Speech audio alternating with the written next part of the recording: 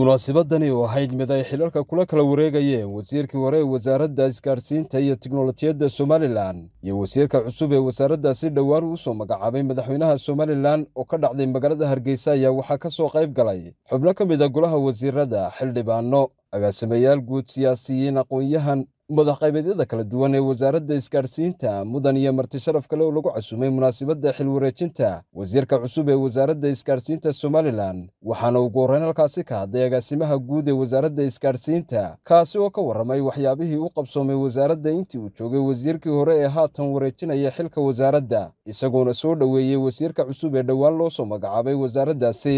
waxqabad fara badan oo wasaaradda wax badan ka bedelay, maantana ay ka muuqanayso qaab dhismeedka wasaaradda iyo ninkii yaqaanay wasaaraddu siday ahayd iyo maanta halkay marayso uu garanaya isbeddelka weyn ee ka dhacay wasaaradda muddadaas.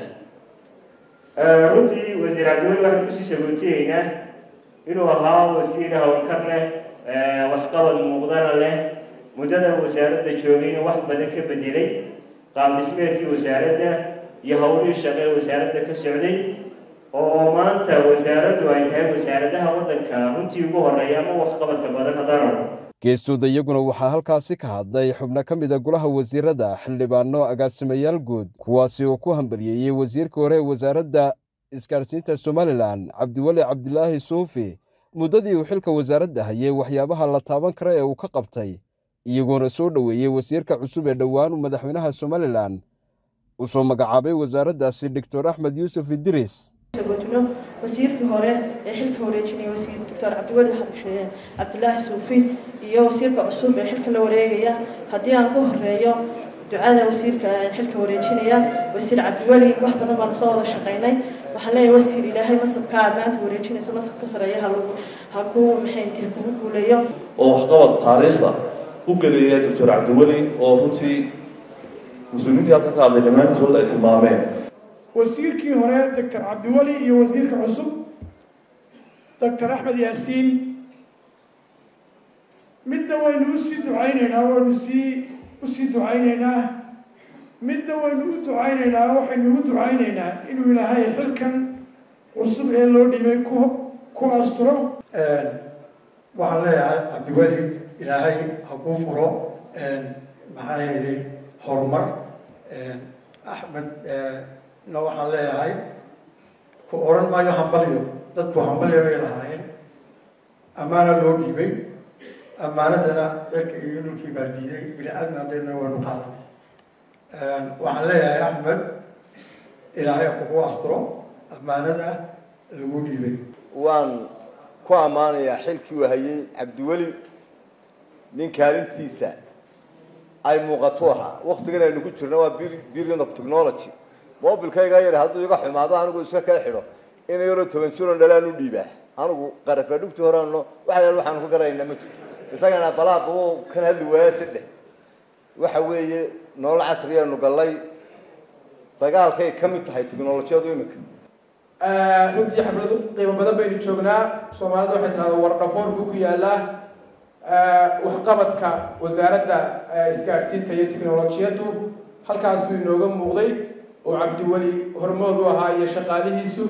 aad iyo aad baynu ugu bogaadinaynaa, ugu ammaanaynaa.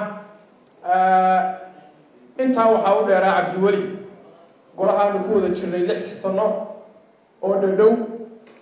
marka laga yimaado horumarka iyo wanaagga iyo developmentka uu ka sameeyay cid waliba ka marxaati kacday shaqada uu qaranka u hayay iyo farsamo ahaan. intaa uu sharikadaha u qabtay isgaarsiinta ilaa uu xafadii daabira ka qabtay. kolka muxuu ahaa Axmed dawan reer Hargeysa oo la sheego waa tiimka maanta oo dhan la lahaa oo reer Hargeysa hoosta ka farxay. Axmed oo ninkii hore halkaas uu dhigay arrinka waxa laga rabaa anaga iyo ajiga inaad noo xaqsoorto. wasiir Cabdiweli Cabdilaahi Suufi Jibriil ninka uu yahay waxa uu qabtay, waxa uu ku suntan yahay horumarka uu gaarsiiyey wasaaradda tiknoolajiyadda iyo sida uu wax uga qabtay intuu meesha joogay. wasiirka si dhow baan u wada shaqayn jirnay.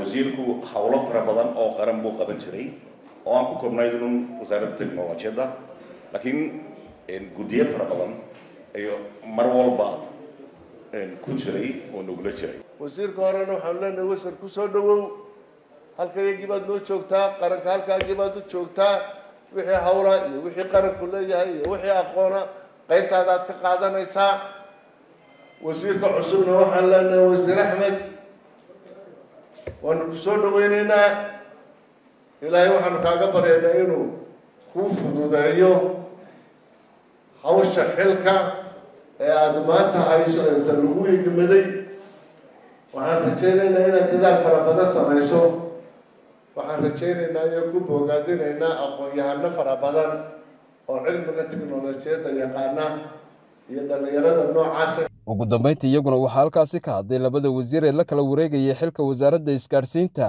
wasiirkii hore ee cabdiweli cabdilaahi suufi jibriil iyo wasiirka cusub ee madaxweynuhu usoo magacaabay wasaaraddaasi doctor axmed yuusuf idris teknolojiyaddu waxay beddeshaa dabeecadaha dadka wasiir maxamed kaani inta la daadaa garanaysee dadkii noolaan jiray 30 sano 40 sano ka hor iyo dadku maanta isku dhaqan maaha waxa wax badan ka bedelay marka ka tagto magaalada la soo degay iyo adduunka isku furmay technology ka kamid ah waxyaabaha bedela dabeecadaha bani aadamka iyo ummadaha haddii aan la hagin haddii aan laga doodin haddii aan wax la iska weydiin dhaqanka isbedelaya fikirka isbedelaya iyo dabeecadaha bani aadamka isbedelaya kullu isbedelaya ee laba mid isku bedeli in qorshe laga yeesho iyo in qorshe la'aan isku bedelo wasaaradda u taageerna waxay ahayd in muujada socota ee teknolojiyadda ay wado ee ay bani aadamka saameynta ay ku leedahay in aynu ka yeelano qorshe waxbay ka hirgaleen inta kalena waxaan uga tegayaa wasiirka cusub iyo maamulka wasaaradda oo ka bixi doona insha allah xibkay dr cabdiweli wasaaradda meel fog buu ka keenay meel fiican buu soo gaarsiiyey isagoo garbihiisa oo staff ama shaqaale carbisan oo tayo leh ay la shaqaynayaan waxaan ballan qaadayaa inaan anigoo kaashanaya agaasimaha guud agaasimo waaxeedyada iyo cududda shaqaale wasaaradda in halkaa uu soo gaarsiiyey wasiirku inaan kor uga sii maxamed cumar daariq warbaahinta RTN hargeysa ku dooro xirmada billaha unlimitedka adeega dhamays xawaare sare iyo qiimo jaban ku shuba $15 oo kaliya oo hel unlimited data internet iyo ku hadal aan ka dhamaanayn muddo bil ah uga shuba ii dahab kood nambarka xidig 1 eber 1 4 gees